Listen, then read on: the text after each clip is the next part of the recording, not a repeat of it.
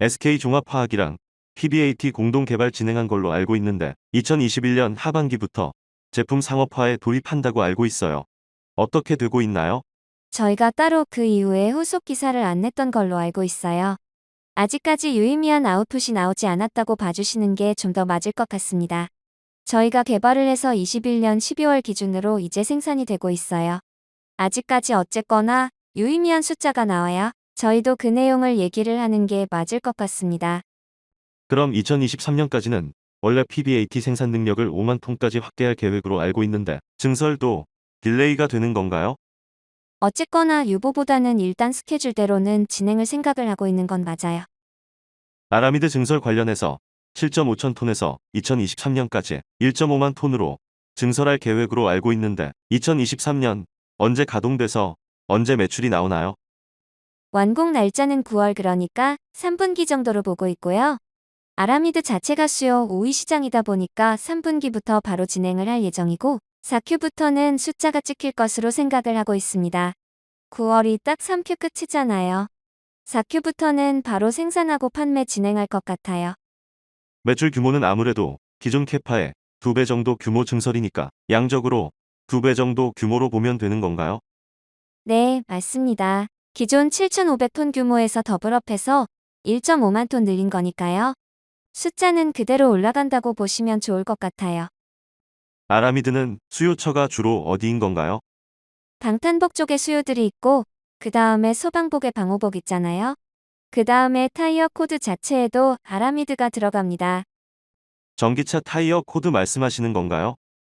네, 맞아요. 전기차뿐만 아니라 스포츠카 같은 경우에도 타이어 쪽에서 더 버텨줘야 되거든요. 그러다 보니까 기존 코드보다 더 단단한 아라미드를 많이 쓰고 있고요. 그거 외에도 광 케이블 수요로 많이 나가고 있습니다. 지금 아라미드 수요는 많이 늘어나고 있죠.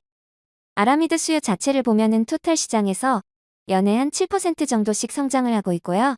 이 중에서 5G 쪽 케이블이 10%대 성장을 하고 있다고 봐주시면 좋을 것 같습니다. 베트남의 타이어 코드 플랜트 증설하고 있는 걸로 알고 있어요. 2차 증설 규모가 1.92만 톤 이거 올해 9월에 완공을 한다고 하는데 그러면 아무래도 실적은 4분기에 반영되는 건가요? 4분기부터 조금씩 찍힐 것으로 생각을 하고 있고요. 4분기에 풀로 반영이 될지까지는 아직 잘 모르겠어요.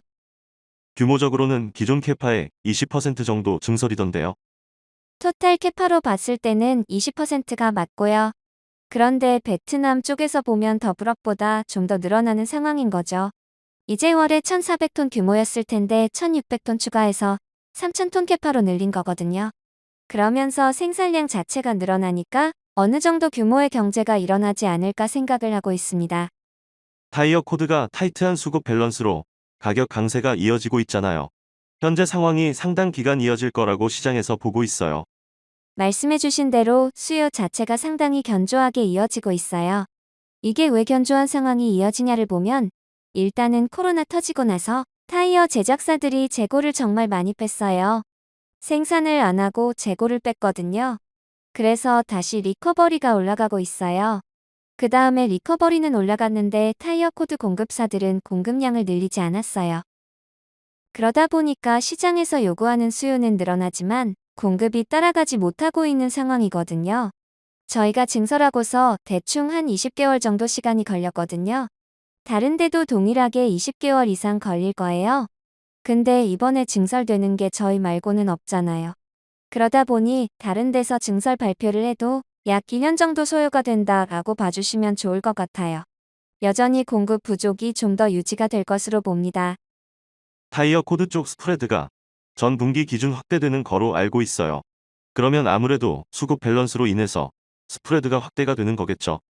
그렇죠. 가격 변동이 있을 만한 이유는 수급 말고는 사실 잘 없으니까요. 2분기 스프레드 추이는 어떤가요? 2분기도 크게 큰 변동은 사실 없었어요. 저희가 작년부터 가격을 판가 전가를 진행을 하고 있고 작년 이후에 추가적으로 조정할 것들을 조정을 하긴 했지만 작년만큼 조정을 못했습니다. 사실 작년에 좀 많이 올렸어요. 전반적으로 상반기까지 수출 선박용 운임 압박이 좀 이어진다고 해요. 그럼 타이어 코드나 석유 수지 필름 등이 수출 비용 상승이 있다고 하던데 실제로 좀 어떤 상황인가요? 수출 비용 같은 경우에는 저희가 데일리로 끊는 스팟성 비용이 아니라 3개월, 6개월 단위로 끊어서 진행을 하잖아요. 그러다 보니까 저희 쪽에도 적용들이 있긴 했었지만 그래도 상당 부분을 저희가 판가로 전가를 했었기 때문에 크게 문제는 없던 상황이었어요. 그럼에도 불구하고 비용이 늘어나는 건 맞으니까요. 수소 차용 막가습기의 성장 속도가 악화될 수 있다고 해요. 주거래 자동차 회사 3세대 수소차 전략이 원래 프리미엄 및 고급형 동시 확대였는데 프리미엄급 출시를 연기시켰다고 하더라고요. 현대차에서 제네시스 라인이 한 번 연기가 됐습니다. 그 부분에 대해서는 명확히 말씀을 드리면 저희는 납품하는 회사잖아요. PM을 생산을 해서 현대 쪽에 납품을 하면 그걸 사용을 해서 수소차를 만들어요. 어쨌거나 현대에서 만들겠다라고 나와야 저희도 납품을 할 수가 있거든요. 현대에서 지금 유의미한 수소차 생산이 일어나야 저희도 거기에 발맞춰서 진행을 할 수가 있어요. 화학 부분의 경우 석유 수지 판매 경쟁으로 인해서 원료인 나프타 가격 상승분을 전가하지 못한다고 해요.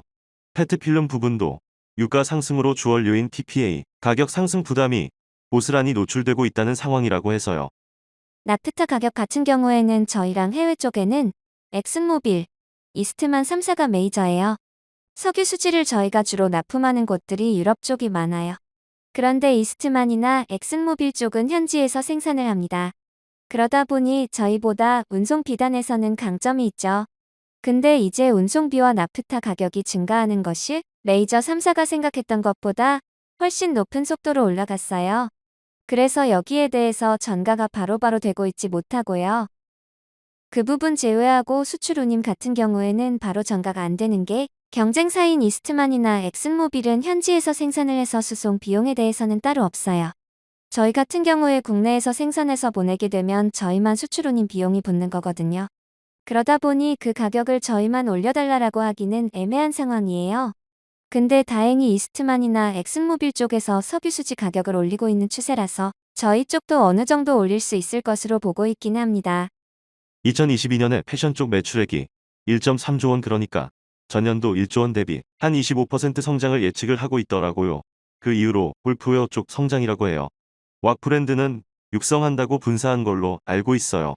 골프웨어 쪽은 확실히 매출이 성장하고 있나요? 2분기 비수기일 것 같아요. 일단 3분기까지는 좋습니다. 골프웨어가 2분기의 장마 시즌은 당연히 좀 빠지는 시기가 맞긴 해요. 골프 의류 관련된 브랜드가 총 4개가 있어요. 현재 잭 니클라우스 엘로드 아까 말씀해주신 왁이랑 지포어예요. 이 중에서 잭 니클라우스랑 엘로드 같은 경우는 워낙 오래됐다 보니까 새로운 성장을 하고 있는 브랜드는 아닙니다.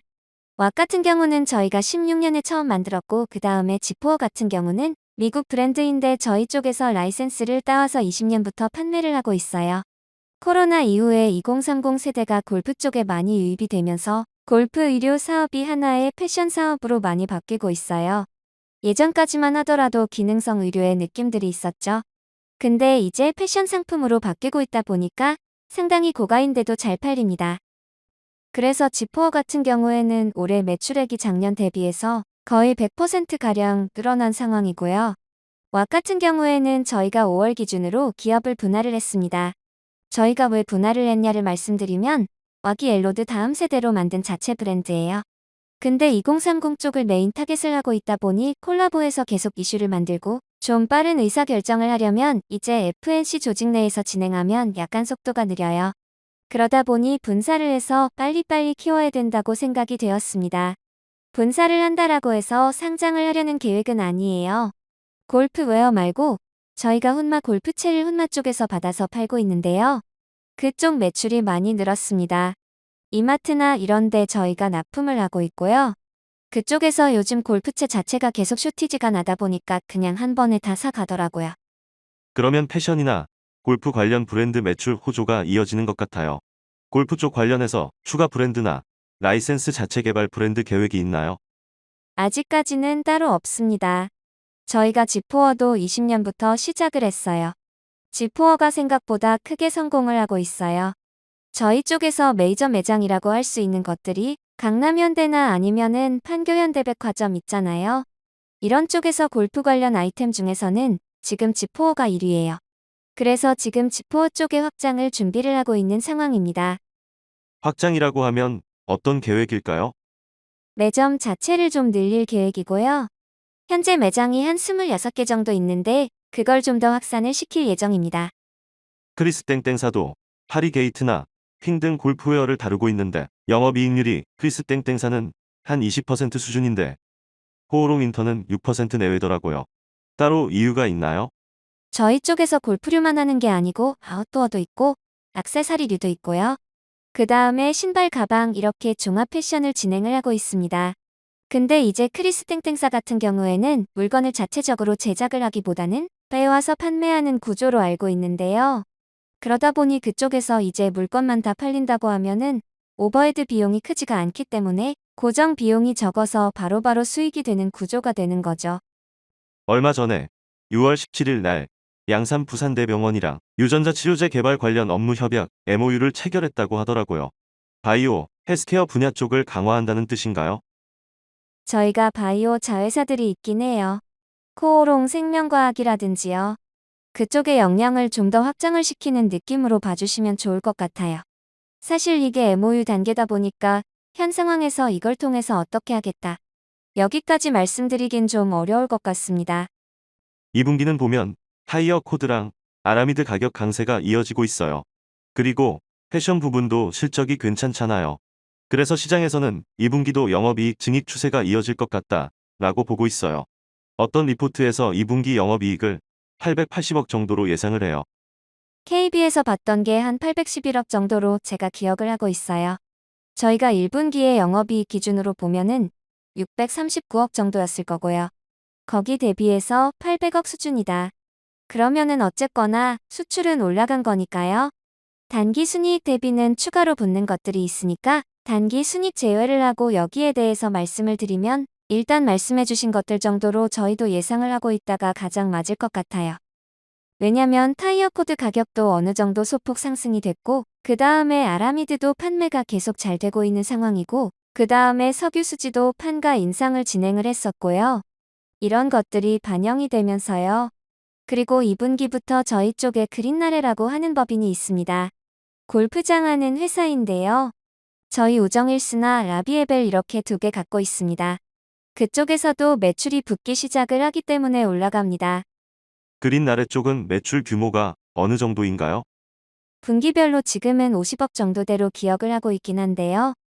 올해 전체적으로도 어쨌든 타이어, 코드 증설분도 있고 패션 부분도 성장으로 이어질 것 같고 아라미드도 계속 잘 팔릴 것 같아요.